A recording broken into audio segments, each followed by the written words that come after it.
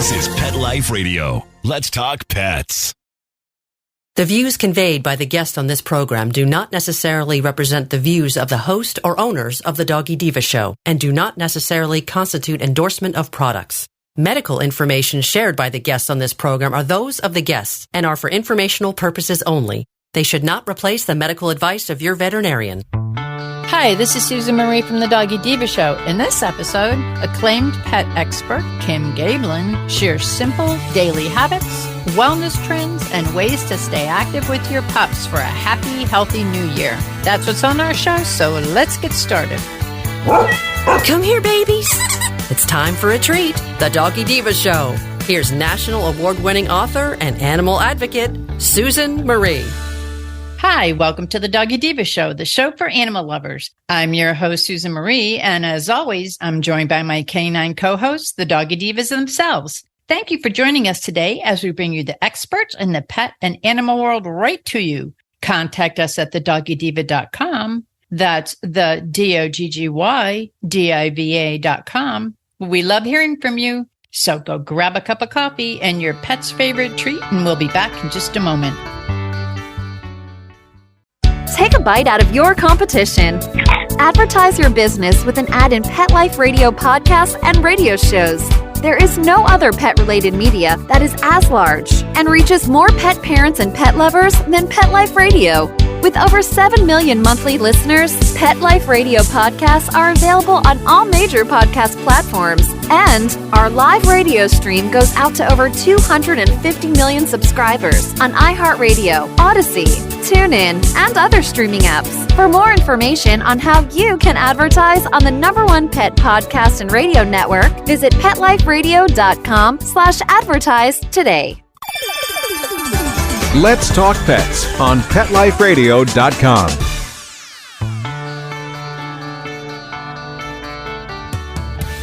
Welcome back, everyone, to the Doggy Diva Show. Happy New Year. And what better way to kick off the new year in 2026 than to have esteemed pet health and wellness expert Kim Gaebelein with us to share simple and realistic ways for pet parents to head into a happy and healthy new year together with your pets, focusing on daily habits, wellness trends, and staying active as a team. I think this is wonderful. I love it. I'm all in. Kim, welcome back to the show and Happy New Year. Hi, Sue. Happy New Year. This is such great information, and I have to tell you, I do like simple, and I do like realistic. So what's new like in 2026 when it comes to health and wellness for our pets? 2026, there are a lot of things that are just continuing to gain momentum. So, first of all, number one, I have to say, is preventative care for your pets. So pet parents are looking to catch things early instead of reacting later. So there's a lot of things out there that can kind of help you be able to do that. And so we're going to talk about some of those things today. One of the other things is wearable tech for dogs. That's really booming. Mm-hmm.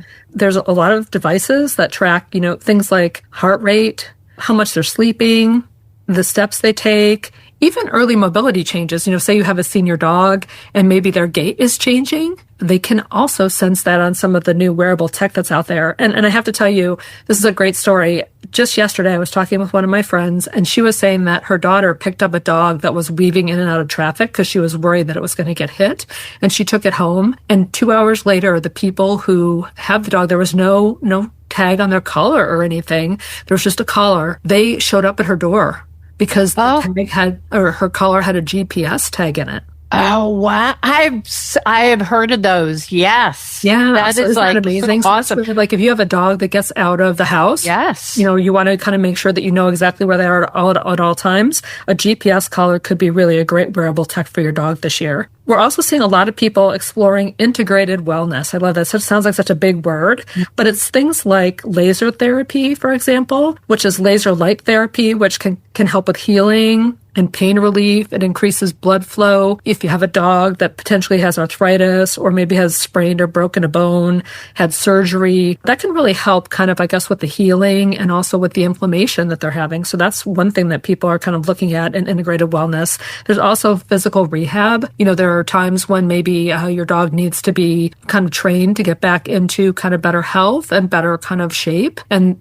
there are a lot of things like swimming and treadmills, for example, that people can do with their dogs. And even massage for dogs, that relaxing, there are people who do offer that in different areas, especially for seniors or active breeds, right? To kind of relax them and give their muscles kind of a difference, just like massage does for us, right? It really kind of helps us relax, helps us kind of get everything through the lymph system, that kind of thing. So it's really nice to be able to do that as well. Well, I have to tell you that with Olive, we did laser therapy. We also did acupuncture. Mm-hmm. She had chiropractic. She had the water rehab. And I'm not sure if she's still around, but we also had years ago, she was here for years because, Olive passed away like 3 years ago. She did massage, T-touch dog massage. And it was, I have to tell you, those are all things that are great enhancements. And we did it working through my vet. So my vet was very open to anything that could help. And I have to tell you, I think that these are wonderful things. They're great for humans and they're great for our pets. Yeah, and we're just really seeing that kind of evolve. And it's great that you've had experience with it and that you've had a really great experience with it too. Yes. So that really can make a difference in the life of your pet. And then, last but not least, certainly daily routines. I know that sounds kind of basic, but actually having little consistent habits with your dog can really make a big difference. And so we're going to talk about some of those habits you might be able to take. I don't like resolutions as much, but habits, I could do some new habits maybe, but resolution sounds maybe a little bit too big some days. So I think we'll talk about some nice habits we could talk about today. Perfect. Now, how can pet parents make sure that we all want to be healthy? And again, we're talking about no resolutions. How can pet parents make sure that their dogs start the year off healthy? Well, first of all, I think everything has to start with a vet visit. So do you have your annual vet visit booked with your veterinarian? That's really important. One good wellness exam really can make the difference for the whole year. Vets are able to take a look at your dog's dentals. That's really important to be able to keep them healthy. Weight, weight is an important thing. And I know that's, over 50% of dogs and cats are overweight. And that is really a critical issue. So keeping them at a healthy weight is really important. Arthritis screening and blood work. We've talked about blood work for a regular dog, a regular adult dog that's doing just fine, but especially for senior dogs that really can make a difference to kind of see if there's anything bubbling or brewing that maybe needs to be taken care of proactively. So that vet visit is really an important thing, at least once a year. Absolutely. And if you have an older dog, twice a year. And then, we also need to just kind of be aware, watch for changes, any kind of changes that are happening with our pets. So things like increased thirst. Sometimes dogs do get fatty deposits or new lumps. Sometimes they're just a fatty deposit. Sometimes there's something more serious. So you want to be able to look out for those. If they're having issues jumping, or maybe they've changed a little bit what they're eating, are they eating more? Are they eating less? If they're having some anxiety, that means that's worth a check-in, right? Check in with your vet to kind of find out, is there something else going on more specific that you want to be able to kind of look into and see if you can address? And also, Kim, with these issues, you want to take your pet in so that, you can see if there's anything wrong, especially Fawn is prone to lumps, a lot of lumps, and we have them all checked out. So just to have the vet say, no, this is nothing to worry about. That's what you want to hear. So it's always good just to go in proactively, just to have these things checked out. Yeah. And, and I know it can be an expensive thing to do, but it may get more expensive down the road. Yes. Right. So absolutely. trying to be able to do it up front or try to find it as early as possible can be really very helpful. And along those lines, brushing your dog's teeth or wiping them, they have some wipers also that are good for teeth. That is really important. There's a lot of dental chews out there or other products like that you can put in their water that can help. So that's a little thing that all of a sudden, builds up over time, literally. So if you can kind of start addressing it day by day or at least every couple of days, then that can really kind of make a big difference with your pet's health. But you know what I wanted to add, Kim? Because I have 3 of my 4 have maybe 3 teeth between them. They're seniors and they go for their dentals year after year. But so what was recommended to us was there's actually a solution that you could put in the water. You have to change the water every day, but it actually helps to maintain the oral care of your pet, and because they can't eat chews or anything. So this is what I use to help my 3 geriatric pets. I love that idea because that's really, it's very non-invasive. Mm-hmm. You know, you don't have to struggle with them to kind of get in there and brush their teeth. And it's just an easy, simple thing that happens every day that can kind of help keep that, again, that plaque and that tartar from building up and help them keep their teeth for a longer period of time, which exactly is always good. And gum care. Gum care is important too. So that helps with the gum care too. Yeah, very, very, very important. It's also a great time to update the ID and microchip information that you might have. You know, new year, do you have a new address this year than you had last year? Is everything up to date? You want to make sure that if something happens and your dog is lost and someone finds them, that when they scan that microchip, they can be able to get the right phone number, the right address, and be able to find you quickly so that you can minimize any of that stress of that separation. And then last but not least, I think one of the things we can do to kind of help start off a healthy year is, you know, no goals, no resolutions, but how about a few habits, right? Just pick, let's say 1 to 3 healthy habits you can do. Could be a little bit longer daily walk. It could be maybe a weight target that you want to be able to help your dog achieve. It could be that dental brushing or adding that special sauce to the water. That could be something you could do. I mean, again, it doesn't have to be crazy. Building those little habits and starting now with a couple that you can write down on a Post-it note and put it somewhere where you see it every day, right? On the bathroom mirror, in the kitchen, you know, where you feed your dog, you know, those kinds of things. That makes it just really easy for you to remember it. And it makes it really quick and it reminds you, right? It doesn't leave your memory so that you're kind of reminded that, hey, these are the things that I'm trying to do as we start off the year in a healthy way.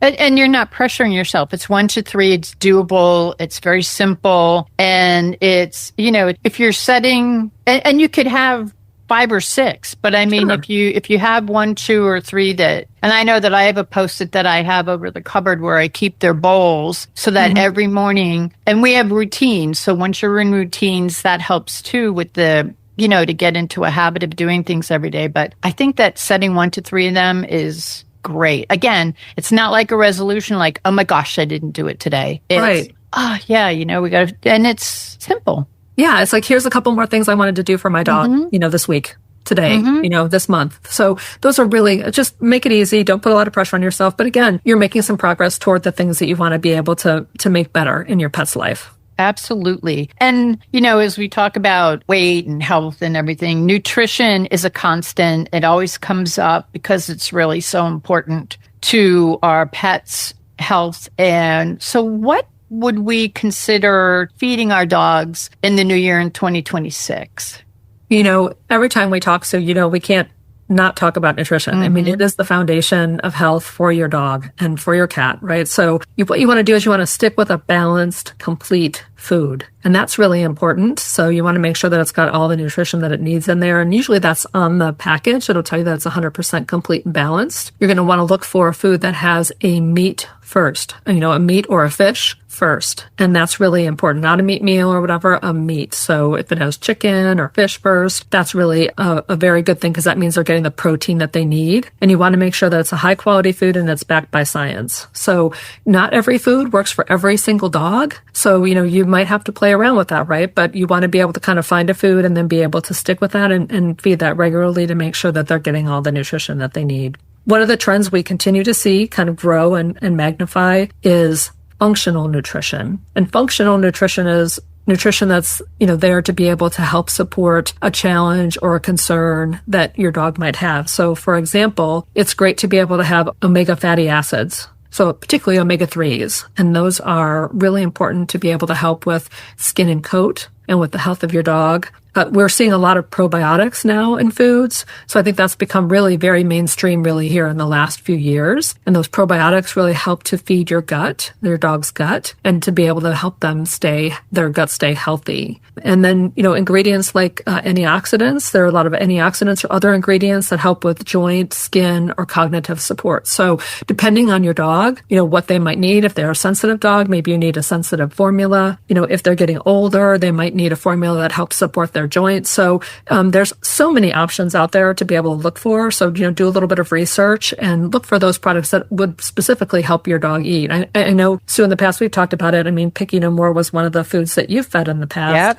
When you had a dog that was very picky. So, there are so many things out there. There's really some great things that you can find that would really satisfy your dog's specific needs. Absolutely. And you're right. There's something for almost everything out there now. Yeah, I mean, it's really very good. You just have to do a little bit of research, and that's really good. Ask again your vet, ask your friends. Yeah, it's always good to hear. It's also important to be watching calories. And so obesity, like we talked about earlier, is still the number one preventable health issue in pets. And so it's really critical to kind of address that if you can. You have to address it little by little. You can't just go cold turkey and take all the food away. That's not a good idea. You want to make sure you're using a measuring cup.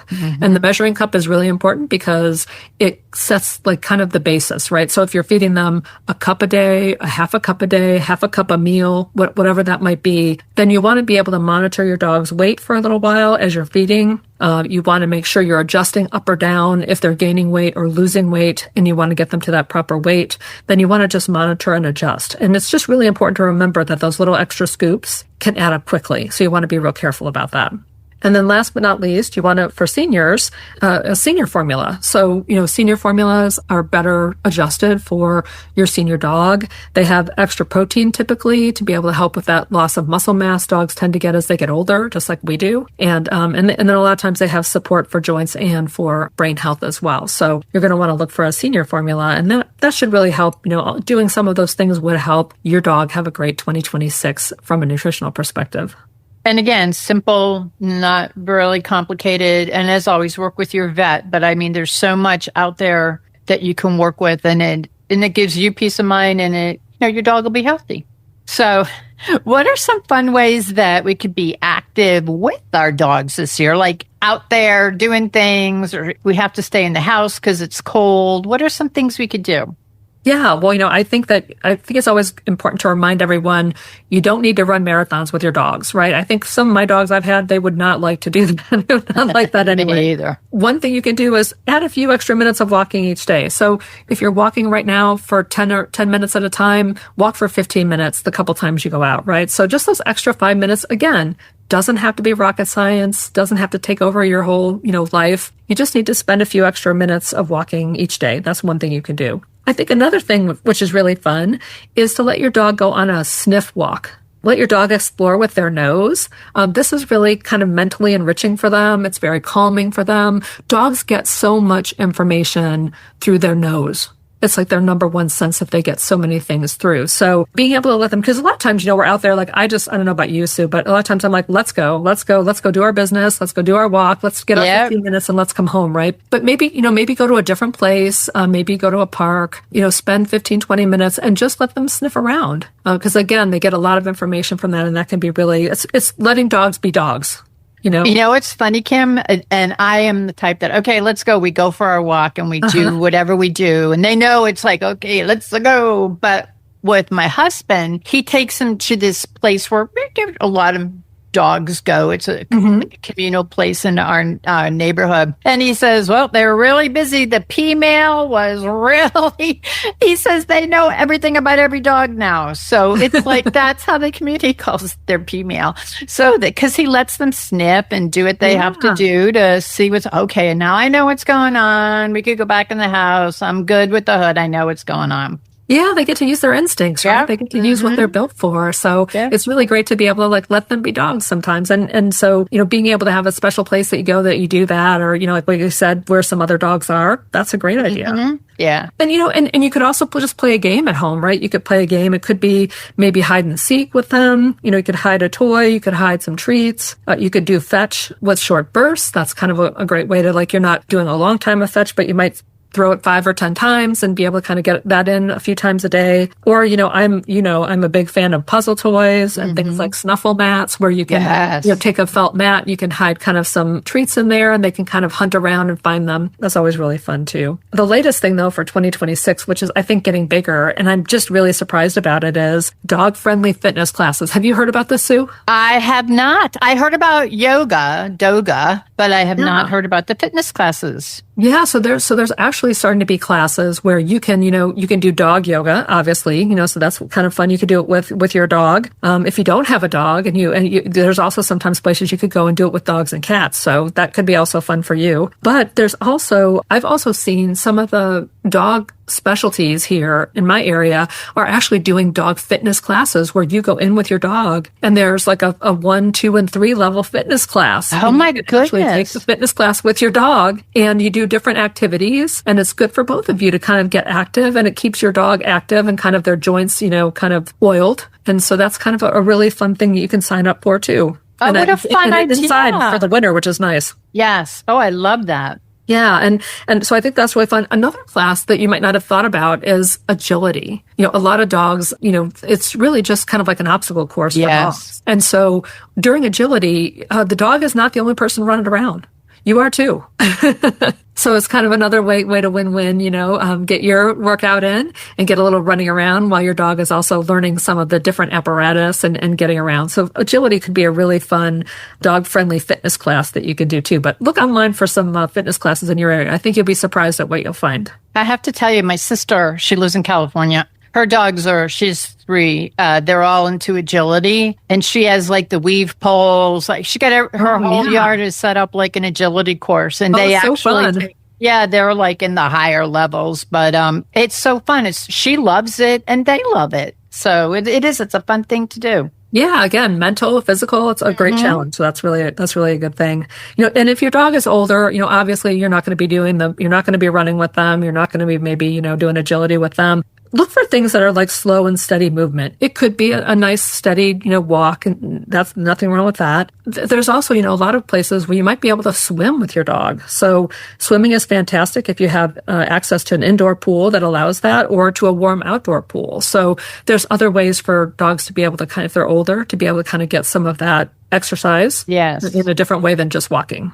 Yes, absolutely. And now, of course, it's winter, right? So for some of us, not all of us, Sue, but some of us. I know it's all relative. Mine will be out in the pool, but I know it's all relative depending on where you live, but it's important. It's an important time to start watching the weather, right? What's going to happen? You don't want to go out and get stuck, in a storm or in too cold of weather. If you have, a smaller dog, an older dog, a dog that may have some medical conditions. So the smaller or older or more medical condition they are, you should be limiting their time in those freezing temperatures. So if you do have freezing temperatures, you'll have to be aware that maybe being out there for 5 or 10 minutes is really all you can do. And that's okay. You can do a little bit of other things inside, but don't worry about being outside too long. And, booties and jackets are great for warmth, being able to stay dry. And so if if you can spend some time with your dog, kind of getting them used to wearing clothes. I know the girls are all so good about wearing their clothes too.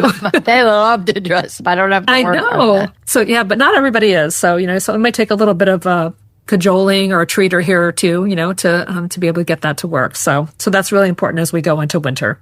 You know what, Kim? When I lived up north, we had greyhounds and we lived in an area that was by the water, a lot of salt, a lot of, snow would blow up and, and also the streets had salt in it, because they'd have to plow. So we had to put booties on our greyhounds, which they did. This was years ago too. My female loved it. My male, not so much. And they both had heavy coats. They were specifically for greyhounds to be out there because sometimes we forget that the elements, we have boots, and galoshes and stuff so that we don't get the salt and all of the dirty snow on us. But, with the doggies, sometimes those little booties are, and research them online because they have them for all sizes of dogs. I know that when we went up north to visit my mother-in-law a few Christmases, I had to bring little booties for our girls so that they would go out because she lives in New York. A lot of snow, and they would be out there with their little booties and their coats. So you're right. It depends on where you are. And, sometimes if you're walking in the city, there's a lot of stuff on the ground in the city and the sidewalks. You might want to get little booties just for walking around to keep your doggies' feet clean, and then your rugs will be clean when you get in your place. Yeah, absolutely. And you don't want them licking that up either. No. You don't want them cleaning their paws when they get in or whatever. So I think that's a really important point because I think a lot of times those of us who live in the cold take it for granted that there's salt everywhere, and that's just how it is. There's also those little doggy paw cleaners. Yes. You can stick your dog's paw and just dip there, and be able to clean them off. So there's some different ways you can kind of manage that salt thing. But you're right. We need to be careful with our dogs when there's salt and things on the ground that maybe aren't good for them during the winter. Well, why don't we take a quick break? And when we return, Kim will share some more health and wellness, pet and pet parents trends for 2026. We'll be back in just a moment. The Doggy Diva Diaries is proud to announce the Paw It Forward initiative in loving memory of Miss Olive. Each month, a portion of the proceeds from Miss Olive's trilogy of award-winning books will be donated to a selected animal welfare organization. The designated charity will be revealed at the end of each Doggy Diva Show episode. Miss Olive's legacy of kindness and love lives on in her books, which are about a lonely little rescue dog who spreads the message that it's not what you look like on the outside that matters. It's the love in your heart that counts. Her books are available on Amazon, Barnes & Noble, and other online booksellers. Help Miss Olive paw it forward and visit us at thedoggydiva.com for more information. Real people, real stories. Our little dog developed this lymph problem. The chemotherapy lasted for 6 months, started developing more lymph nodes. So I thought I'd just try carnivore. The lymph nodes started to go down. Then I took him into the vet to have him checked out, and there was no signs at all inside. My cat had issues that developed in his eye, and 3 months later, my veterinarian said, let's go ahead and remove the eye. I heard the carnivore on advertising, so I said, you know what? I'm going to order this product. They did the procedure. They did all the tests, and they said, I don't know what you did. This product saved his eye. I've got a Labrador. She could hardly lift herself up off the floor. The treatment was chemotherapy. That's when I said, this could be the ticket. About 3 weeks, you could tell. She was very alert. She was going on a 5-mile walk. She is just like prime again. Call 866-836-8735. That's 866-836-8735. Or visit carnivore.com. That's carnivora.com. Use promo code PETLIFE at checkout for 15% off your order at carnivora.com. Let's talk pets. Let's talk pets On Pet Life Radio. Pet Life Radio. PetLifeRadio.com.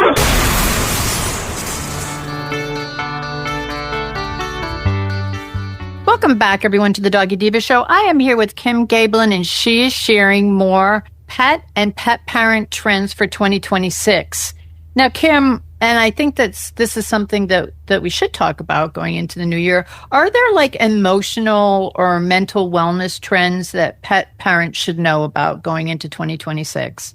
We're certainly seeing more focus and kind of more concern about emotional kind of well-being and feeling secure, helping your dog feel secure and comfortable in your house and kind of know what's expected. And I think, to start with, that really is, we talked a little bit earlier about routine, Sue, and how important that is. Yep. Dogs really thrive on routine.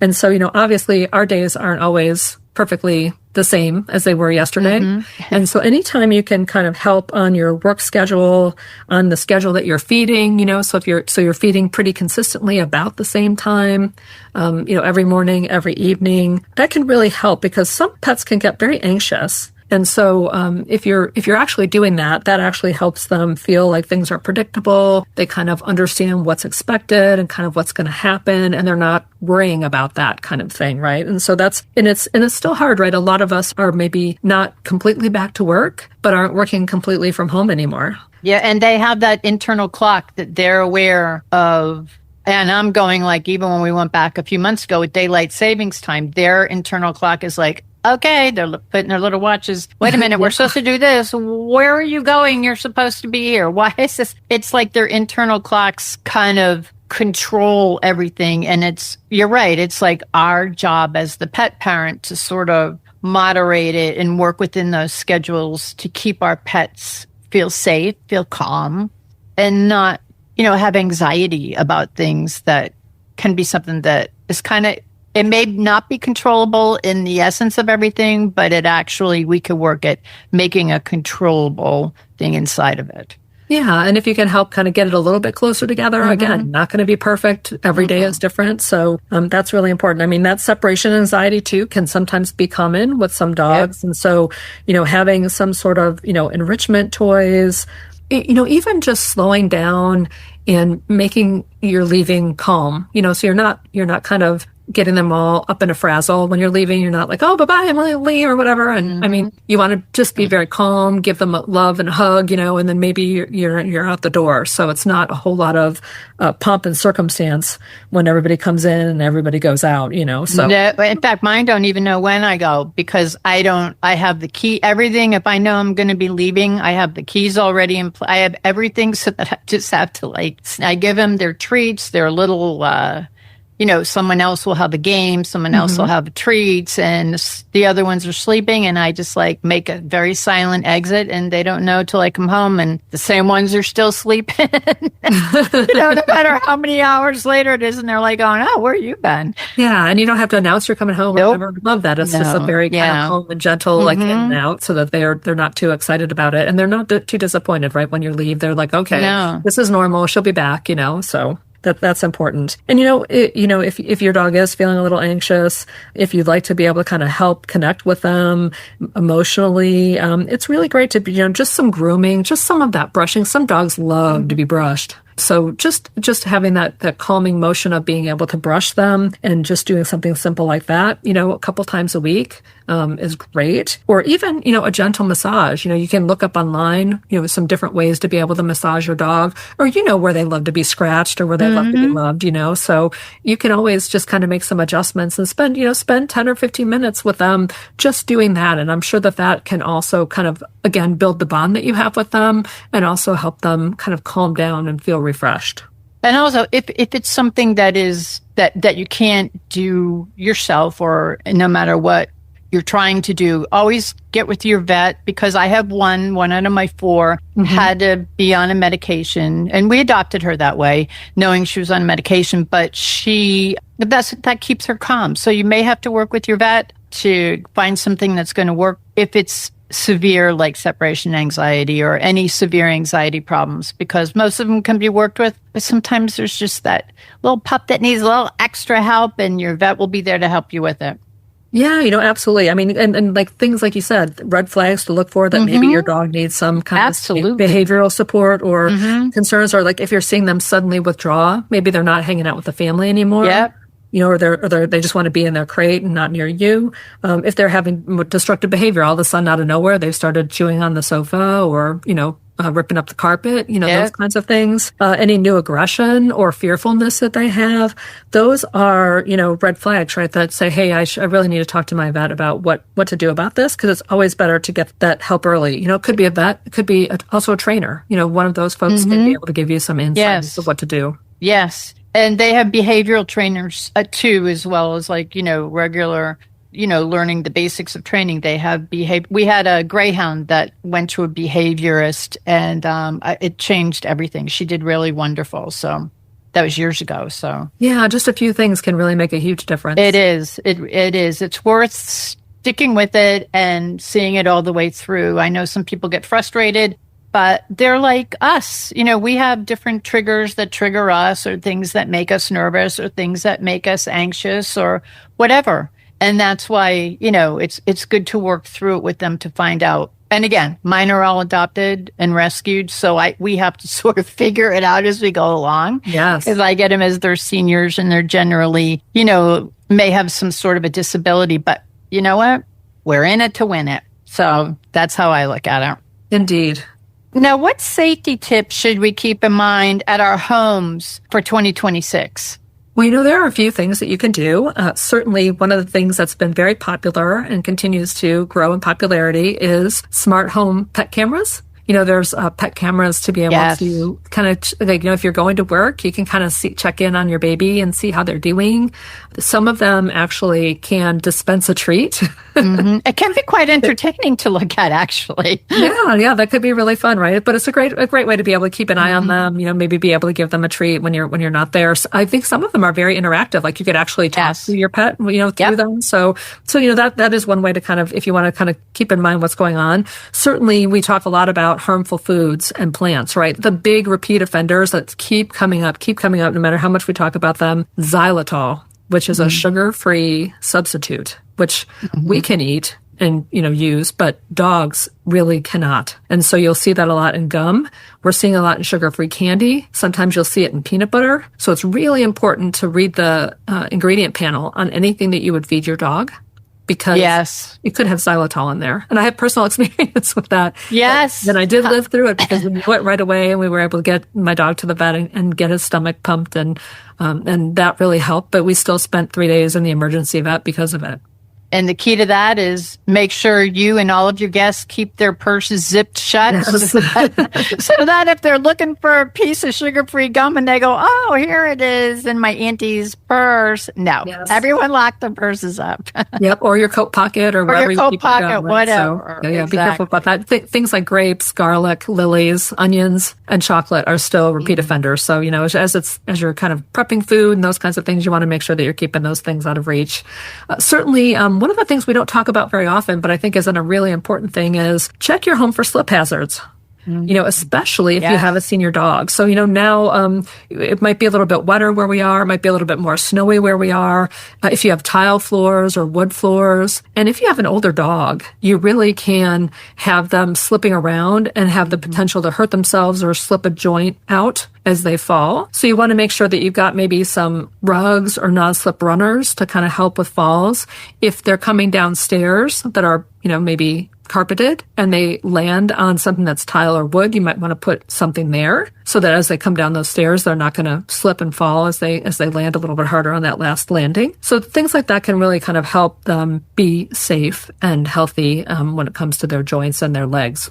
And that is so key, Kim. I'm so glad you brought that up because we have all tile. We're in Florida. We don't have any rugs. We have all tile. So we have rugs on tile, but we also have used like the yoga mats and things like that. Because sometimes when the girls are turning the corners, coming out of the room, they'll you don't want them to skid. And so we have them precariously placed, and we have some little like rubberized mats so that as they turn the corners or they may be coming around the sofa or a chair or something, because they don't want to miss out on anything, that we have things precariously placed so that they can't slip. So that's very, very important. Yeah, that's so helpful and just so reasonable. And again, makes it easy for them to be able to get around. And even if they get excited, they want to run or whatever, they're able to run on that and they're not going to kind of fall and hurt themselves. Yes. And last but not least, I think, it's a great time to check collars, right? How are collars fitting? Are they fitting well? You just want to be able to get that 1 or 2 fingers in there at most. Yes. And not have it be too loose, but you don't want to have it be too tight. And I think it's always surprising because I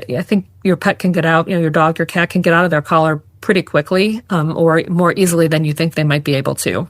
Yeah, and we had one that did that, and actually we didn't even know he was gone. He was in the yard. This was years ago. He was in the big dog. He was in the yard, and he had gotten out of he had a martingale collar, and we had like a big 6-foot chain link fence all around our yard. He knew how to open and shut the fence, so we had like a safety thing on it. We figured that out, and his collar got hooked on, came off, and he's like running. Thank goodness the neighbors knew who he was so that we got him. But he was like out there going, hey, I'm out. So you have to be careful no matter. And a martingale's a pretty secure collar, so no matter what, make sure even though you have the safety upon safety upon safety locks on everything, we never leave any of the dogs out without us being out there now is nothing. And we have double fences around our yard because we live in areas where there's a lot of wildlife. So I have double fences so that the little ones are protected by the inside fence. And then we have the big 6-foot high fences around that. But that is very, very important because you never know when they're going to slip out of their collars. Yeah, and they could just pull, all of a sudden, I know that there were times when I'd walk Blizzard and all of a sudden he'd just pull back and then poof, he was out. Yes, exactly. And that's the importance of a microchip too.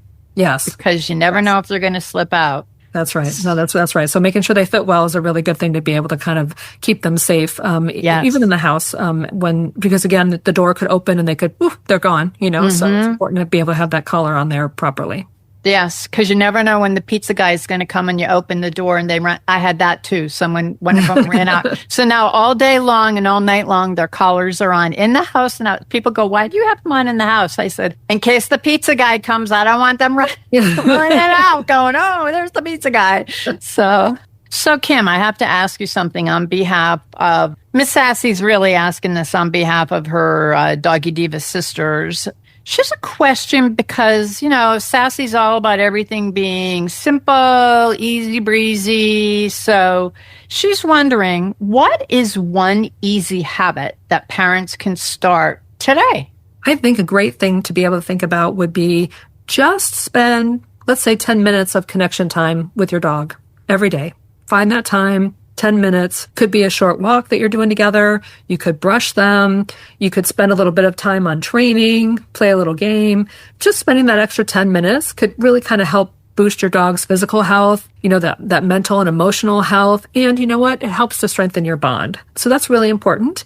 And whenever you have a healthier dog, that helps to make a healthier you, right? All that petting them, all that time you spend together also helps with your heart rate, with your blood pressure. So it's a win-win when we do these things together.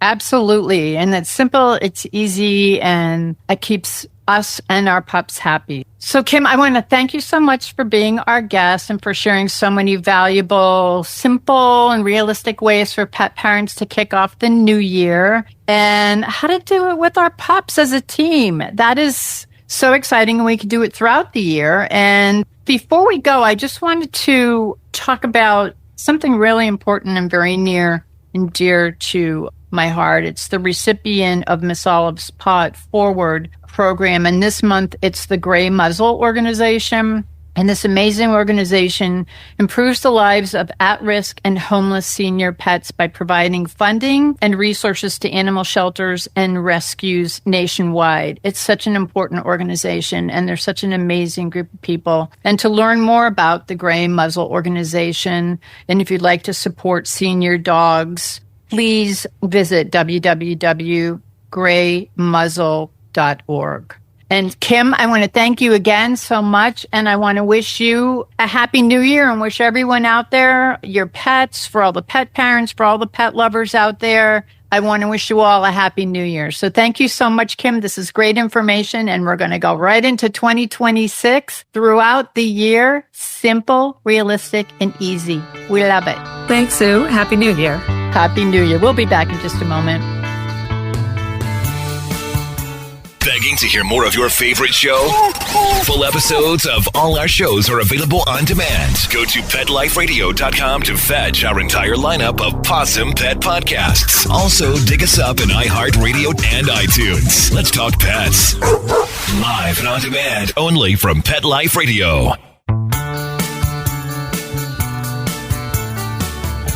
We would like to thank our guests this week. And also, as our Doggy Divas always say, please love your pets because they love you unconditionally. And please remember to adopt, foster, spay, neuter, and microchip. And as always, please have a great Diva week, everyone. Thank you for joining us for this episode of the Doggy Diva Show. To find out more about Susan Marie and the Doggy Divas, visit them at their website, thedoggydiva.com, and on Facebook at The Doggy Diva Show. Tell your fellow pet parents about it.